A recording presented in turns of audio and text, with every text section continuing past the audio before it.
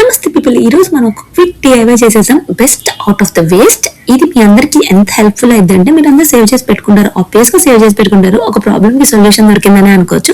Just దీనికి మనకి mobiles కి వస్తాయి కదా, అలాంటి కార్డ్బోర్డ్ ఒకటి తీసుకోండి అండ్ దీంట్లో ఫోమ్ షీట్ అయితే పెట్టేసుకోండి. ఇలాంటి ఫోమ్ షీట్స్ కూడా మన దగ్గర చాలా ఉంటాయి. దాన్ని మీ లోపల ఫిట్ చేయండి. ఒకవేళ పెద్దగా ఉంటుంది కదా, జస్ట్ కట్ చేసుకొని ఫిట్ చేసుకోండి. సో ఇప్పుడు వచ్చేసి మనకి ఆర్గనైజర్ అయితే రెడీ అయిపోయింది. ఇంకేం చేయవసరం లేదు, ఆర్గనైజర్ అయితే రెడీ అయిపోయింది. మన ఇయర్ రింగ్స్ చిన్న చిన్న స్టడ్స్ ఉంటాయి కదా, సో వాటికైతే మాత్రం ఇది చాలా యూస్ఫుల్ అని నేను అనుకుంటున్నాను.